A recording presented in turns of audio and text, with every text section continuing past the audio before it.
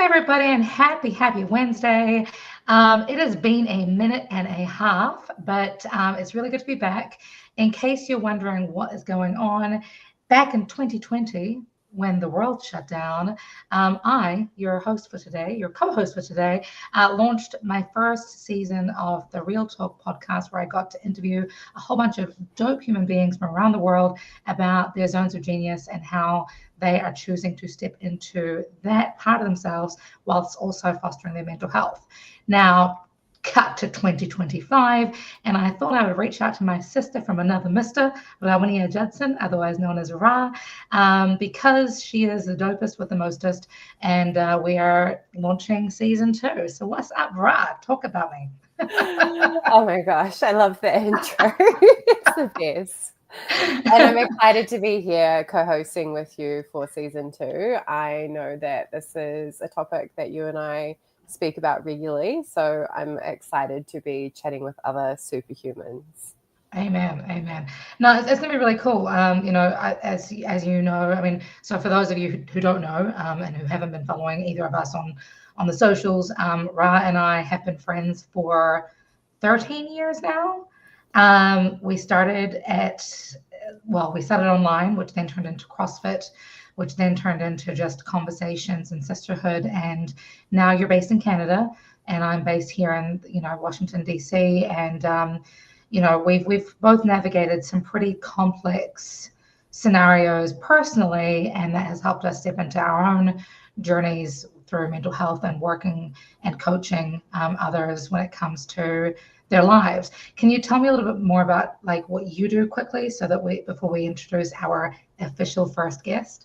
Yeah, so for those of you who don't know, I primarily work with people in leadership positions to support them to take better care of themselves and to enjoy their lives outside of work. And that's really come from my personal background working in corporate, struggling with mental health for over 10 years, and really coming through the other side of that to now create a life where I feel grateful, I feel joyful, and life is just really good now. So that's what I do. I love working with the people that I work with, and yeah, it's really super rewarding. And I know that when you have the right tools and the right support, that you can overcome any mental challenges that you're facing. Absolutely. And that's kind of I love how aligned our lives have been, as I've used music as a modality for that mental health and resilience and growth. And of course, our first guest for this season is she's legit. Too legit to quit, shall we say. That's my little gangster analogy here. But she is a music therapist. She does so many fantastic things. She has a house with over 30 instruments in it. But she is a music therapist with a heart for young women, specifically, that are just starting to figure out what it means to be second or even third generation bicultural human being in the United States, and navigating the world in that space, especially in our current political landscape. Iliana Fernandez, what's up? Hello. How are you doing? I'm doing wonderful. Thank you so much for having me as your first guest. I didn't know I was the first one. Yes, yay, welcome. Like we were saying before, you and I have collaborated on, this is our third project together. And I love the fact that, when it comes to, what is it? Energy attracts energy. And so when we're both mission aligned, and now all three of us are mission aligned, I think that's really, really beautiful. So can you tell me a little bit more about your journey from, you've been a musician for years, and you're a very different type of musician than I am. But now, you use music as your pathway towards what you do now as a music therapist. Can you give us a lowdown on what that even means? Sure. So kind of the journey that I went through was, I knew once I went to college, I actually tried for a little while to not be involved in music. I lasted a grand total of a semester. Quickly realized oh, no, this is what I need to be doing. I just need to figure out the avenue that it felt the most fulfilling. And it kind of meandered my way and led me to music therapy, which if you were to go to like our, musictherapy.org official definition, it says something to the effect of it's the clinical use of music by a board certified therapist, which is what I am, along with a client to achieve some sort of typically non-musical goals that, are individualized for the client. And to me, that's just it's a lot of words to say. I use music to help people, right? Especially because it can look so different in so many different places, right? Throughout my training, for example, I had a placement in hospice. I have plenty of very wonderful colleagues that work in hospice that actively help people die, right? I did my work there and I was like, okay, check, not for me, but check. My colleagues do great work and I'm very proud of them. And then, I also have spent a lot of time in mental health positions where you might see somebody that could be fresh off of a suicide attempt and you have to sit with them in that. But then instead of just sitting in that, usually in silence, we can sit in the music in it. And just the power of that. And that was really where I kind of jumped in and was like, this is where I need to be in this space for sure. How did you find that music was for you? So like you said, like you tried not to kind of go down that route and it kind of appeared to you and this is where you are now. But like, how did you find that that was like the thing that you knew that you needed to do? I'm really curious. Well, it's funny. Everyone around me knew. I just tried not to for a bit because it's what you're not supposed to do, right? Like, so the best story I have is senior year guitar. I was extremely involved in the guitar program in my high school. Cool, awesome, love that. At the end of the year, we had an award ceremony for the seniors, and there were 3 seniors that got awards. I was one of them. And the other 2 were like, oh, like we're going to be music education majors. And then came to me and I was like, oh, I'm going to be a foreign language major. And you could hear the crowd, like the parents be like, she what? You're like, is she kidding herself? And I was like, well, I live in the DC area. I know Spanish, but I should learn another language and use that. I had no idea what I was doing. But I will never forget the feeling from the crowd upon getting my award and me saying like, and now I'm not going into music, of them being like, she what, mate? And like I said, a semester into college, I was like, no, I'm not. I'm switching. I think that's the beauty of life, that like, there's the argument that most people have, was it 3 or 4 different careers, throughout their entire life. And I think that kind of, especially in the year of the age of technology, when things are so, every day there's new revenues and new avenues that we can sort of explore and things, being able to sort of pick and choose and sort of collate all these different zones of genius into your own trajectory, I think can be really beautiful. I'm sure that the foreign language thing totally works into what you do perfectly now, especially as you work specifically with the Hispanic community, right? What made you choose the Hispanic or Latinx community specifically? My lived experience. So my parents who came over from Puerto Rico when they were in their 20s. And so I am a 2nd generation Latina. So I definitely was kind of like, I've watched the struggles that my parents had being the ones that came over. And I have had my own different flavor of them that they can't relate to. Right? Like I can see, like, especially going back to like, again, high school kind of era, like seeing my peers and like all of them whose parents came over as well. And all of us kind of in this like intermingled group, but we didn't have the same problems in common with like, oh, my dad joined the Navy to learn English. Yeah.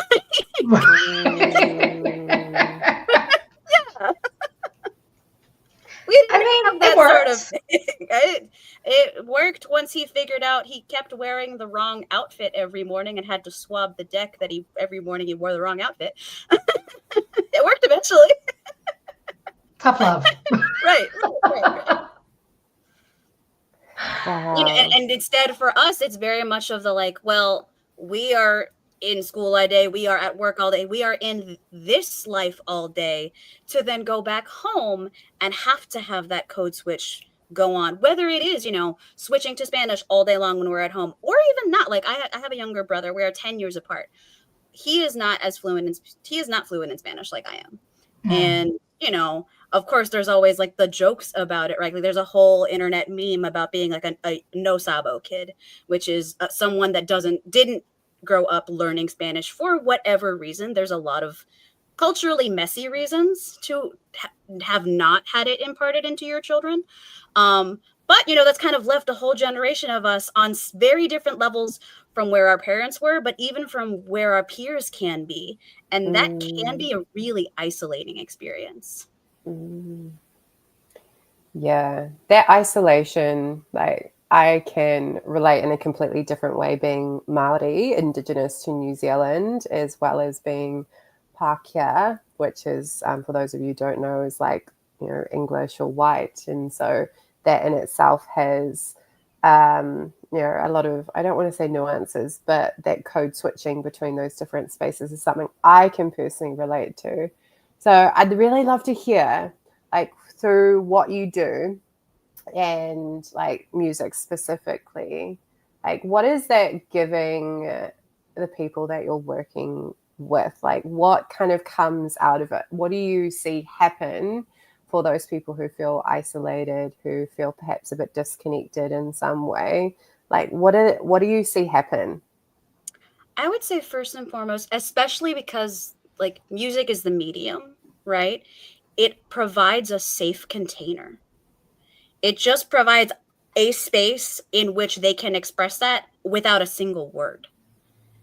That could maybe be, I have none of them next to me right now. That could maybe be expressed on a drum. That could maybe be expressed on a piano. And while no words are shared between us, while we may be like improvising together, for example, it can be so cathartic to at least get it out on something. And, I have plenty of not actual musicians to which I'm like, are you playing with me? Okay, congrats. Like you are one. Yay. But like there is no barrier of like, oh, well, this is never going to be on a stage. Yeah, it's not supposed to be because we're in therapy. So like, you're fine. Right. So it first and foremost, it provides the safe container in which all of that messy can be held. And then beyond that, it's the next step of like, okay, so now it's all in here. The next step can then kind of be like, and here's a mirror to it. What do you want to keep from that? And what do you feel safe parting with? Because then that allows them to really kind of, hone in on like, what? No, part of this is my identity. Part of this is cultural trauma. And part of this is cultural expectations that I either do want to, like, I'm good with that one and I'm going to keep it with me, or you served your purpose, we could put you to bed. That hits a lot, because obviously you being a licensed, music therapist, I think it's been really beautiful sort of getting to see your work from the outside, because I'm not a licensed therapist. I'm a coach myself using songwriting as a modality. Right. But, I think there's a lot of, when you're talking about holding space for people to like really express themselves through music, I think people kind of get a little bit like confused about that sometimes. Yeah. At least, I'm sure that's been your experience. Like, how do you do that? With me, Right. It's through writing songs, but I don't think people understand the, just the impact, the very real neurological and cellular impact that music has on our mental health, on our emotional health, on our, like I said, biological health, and wellness. Can you speak to that a little bit when it comes to your work and how people can maybe apply that around the home, Right. as we listen to music or sing songs or strum the banjo badly, whatever it is. Smack on pots and pans. Right. We call that go-go in DC. Come on now, Iliana. Right. We do. You're right. No, for sure. I mean, especially like, in talking again about the work that I have so many colleagues that do such amazing work in other settings, right? Yeah. There is a kind of like a branch of music therapy that is neurological music therapy. And that is very much about like the neurological things going on in the brain. It is used very commonly with individuals who are recovering from stroke or other TBI. So, they work on entrainment, like, but after a traumatic stroke, when you're relearning to walk in PT, it can be very taxing. It can also be very boring, right? It is just okay, here's a step. And then along comes the music therapist onto the treatment team, and they've suddenly got a guitar next to you, and they're strumming your favorite song. It is intrinsically motivating, and it also gets them to walk to a certain pace that they're working on. Yeah. Right. So even just that level of entrainment, right? When you're at home, I mean, I didn't mention this. I just moved my entire office to this room from downstairs. I had my office downstairs and I was like, nope, I want this nice window in front of me. I'm moving it. Did I do that in silence? Absolutely not. I blasted the last Bad Bunny Tiny Desk the entire time. Did it motivate me to move? Absolutely. Did it motivate me to move and make sure this was in place by 1 p.m.? Yes, of course it did. That's amazing. So, even just that in training of like, well, wait, like we always will think of music as entertainment, right? There's an additional layer that we might not even consider, but it's already there for us. It's a motivator. Mm-hmm. No, and I want to really quickly touch on, so as somebody who's had multiple TBIs myself, I am totally picking up what you're putting down. It's incredible the impact that music can have on our brain and just our ability to, heal. Absolutely. Yeah.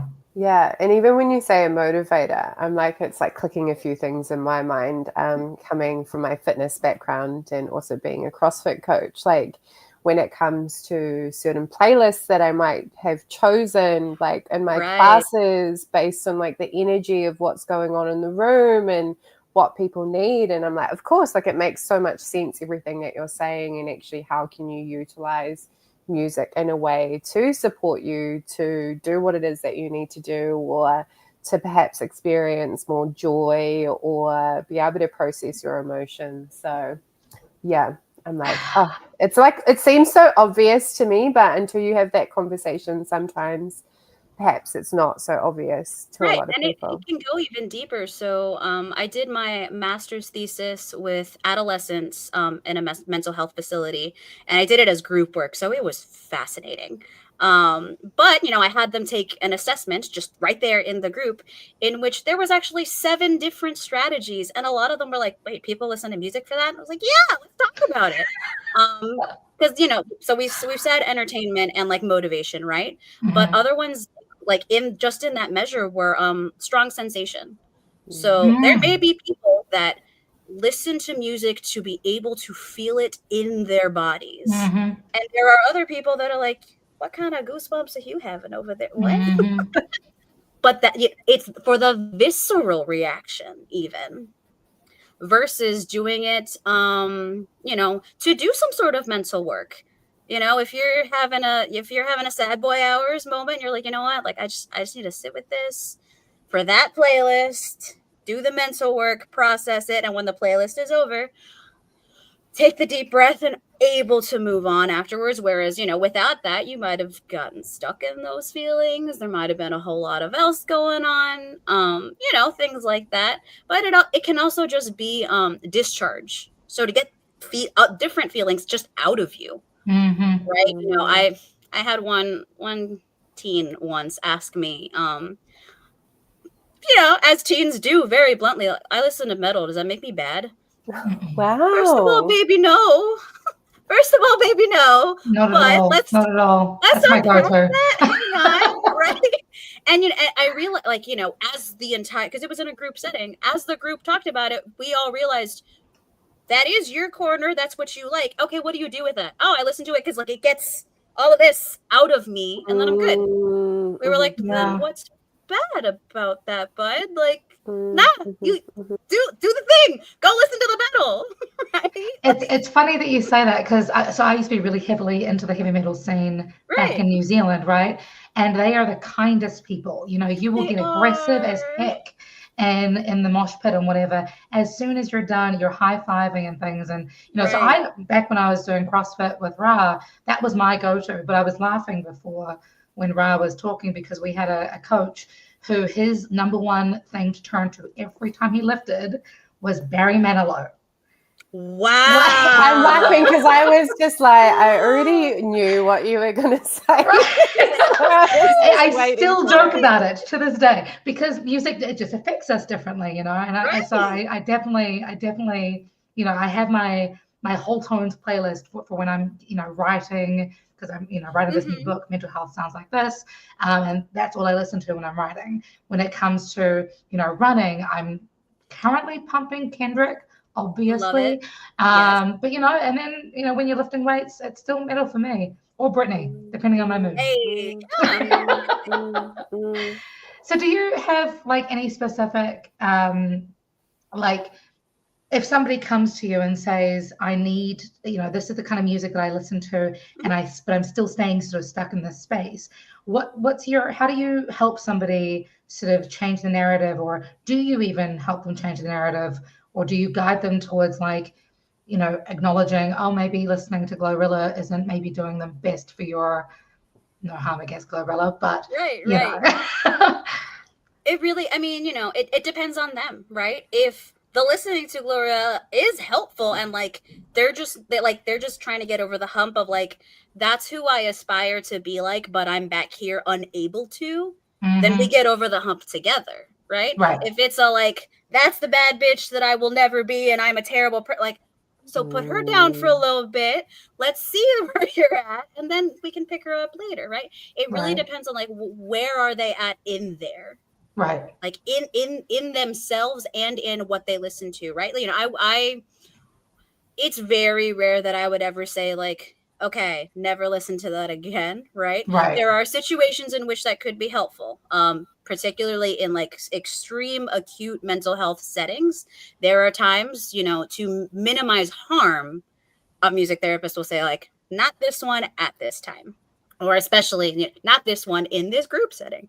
That's a big one. But especially like in one-on-one, it's a lot more about like, so how are you using this? And if it's not constructive now, maybe we can pause it and then see how we can get it to that point. Or maybe we get over that hump and you realize, nah, you good and you don't need that aspiration anymore. It really just depends. I really love how you say like, is it helpful or is it harmful, when you even kind of connect that back to like that kid that you're talking about metal, like in that belief, like maybe I shouldn't be listening to it based on whatever perception people have about metal, right? And it's actually about how you're using it. And I really love that you kind of touch on that and you really highlight that, because it makes me think about like my own personal experience with music. Like I've gone through different journeys of listening to different genres, and at one point, like when my depression was quite bad, I would continuously listen to what I call like sad girl music, right? And like there was like a time where like it was helpful, right? It helped me to process, but then what it did was it just kept me going around in circles and kind of reliving those memories that actually weren't helping me. And so needing to like move on from that space, and what I was listening to was actually really important for my own personal healing journey, and shifting into something that was a bit more uplifting and a bit more like hopeful and a bit more kind of aspirational, as you kind of spoke about, in terms of like, okay, well, like, who do I want to be? What does that look like? And yeah, what am I choosing to focus on? Yeah, definitely.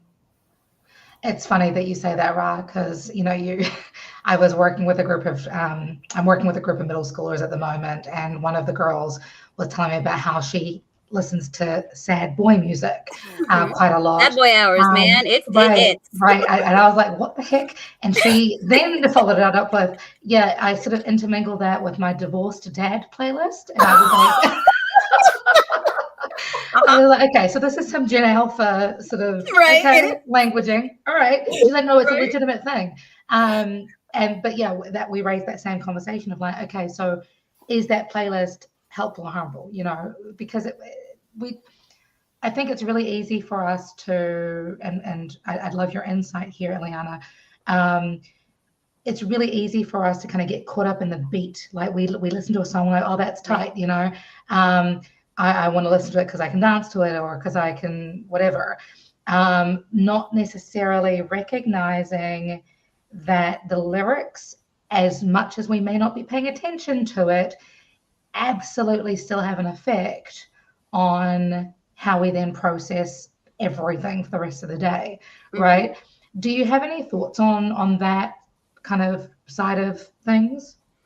I do. So kind of the real big one that I can give, especially speaking from the cultural aspect. So, I'm an absolute Bad Bunny lover. I blast him all day. Like I have not stopped blasting the album he dropped 3 months ago. Like here she is.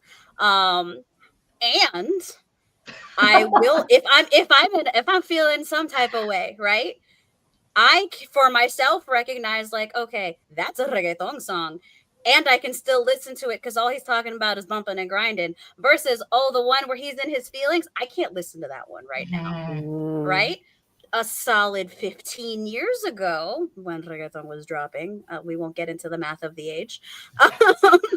It was all bumping. So we were all just blasting it all. So we weren't, thinking about like, oh, well, that one's for this and that one's for that and that one's for that. But especially, the more we do have it like at the forefront, the more we can consider whether or not it does impact us. And I've absolutely had clients that are like, oh, there's words like I don't think about them. And I'm like, okay, is there ever a case where you do? And they genuinely don't. And I'm like, okay, that's fine. We can work within those realms, right? Because there are people that really just it's that visceral reaction again of just like, no, I care about how it makes, I want the beat. I care about how it makes me feel, and that's it.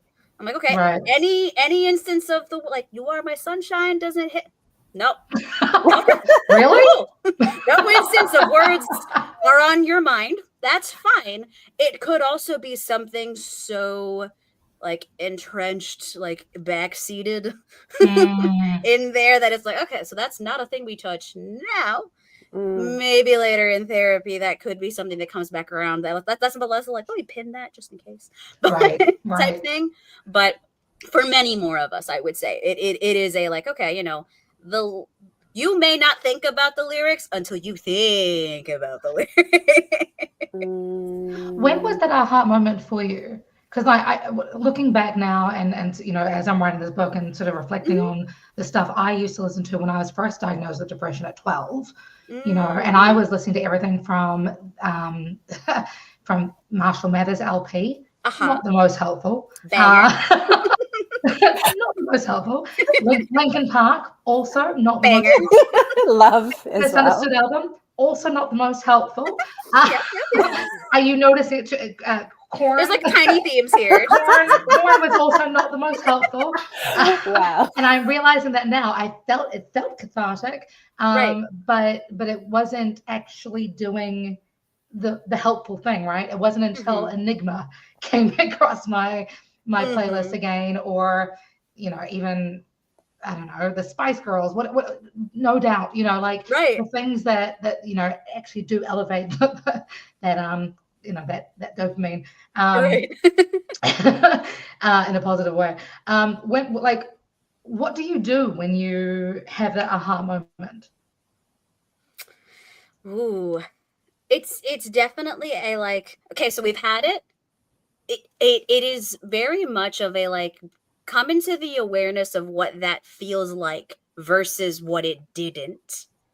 So it's really honing in on, hey, have a visceral moment where you breathe, you recognize, and you acknowledge where you're at and what that feels like right now versus before, when you didn't quite feel what that felt like and weren't quite aware of it. So it's definitely it's an extremely grounding moment of like, this, feel this, remember this, don't forget this. And we will forget it. It's fine. But that means when it comes back around, we've already had one instance of, oh yeah, that did do that for me. Hang on a second. Right?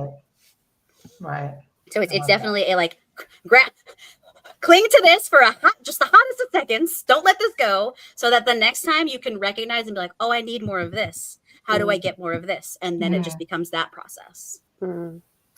I really love hearing that, right? Like actually giving them that kind of visceral felt, like kind of presence within their body as to what it feels like to kind of have that moment, so that they've got that reference point moving forward, because I think that that's so helpful, right, in order to create like these new pathways around what's possible. It's like actually having that reference point and showing you something else is possible, really. Yeah, so I love that you kind of speak about that. I'm curious, do you have like a specific like genre of music based on just like your thoughts, like that you believe is perhaps like the most kind of uplifting or most joyful? And this might just be a personal perspective, but I'm just curious to hear if there's like a specific genre that you think. A specific genre that's like always uplifting? I would say no. I really would. I would say no, because if I go back to my metal homie, that blessed kid, like he cringed anytime we would put on, I don't know, Adele, and all the girlies would lose their mind of like, oh, she helps me feel things, and now I'm good. And I'd look in the corner and be like, hey, but you good over there? And conversely, if I threw him a bone and would play, some new metal, right? Just some Linkin Park. I was like, I'm not even going like, I'm not even handing you 3 days grace. Like, right? Like, if I just gave him a little bit of metal, I would watch the rest of the room and be like, oh my God, we can't believe. Listen. Interesting. Yeah.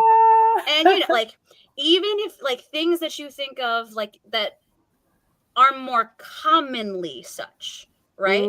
I could absolutely point to pop as like, well, I can find a whole lot of like uplifting stuff that's all up in there, right? Like, on that level. However, that same thing could also bring someone down if they realize they don't feel that way. Yeah. Or if they realize I've never felt that way. I can't relate to feeling that way. So it can even work, from a flip side of being detrimental, of like, oh, we can't even find you in that space. You then feel like you don't belong in that space. Right. Yeah. Intriguing. Hey, Iliana, I feel like we could talk to you for hours and hours and hours, and I think I'm probably going to kidnap you shortly for a coffee, because I I have so many questions for you, especially again, the lead up of my book is coming out in July, and I'd really love to get your insights. But yeah, dude, you're incredible. Congratulations again on launching your business. Do you have any? You're based in Virginia, in Loudoun County.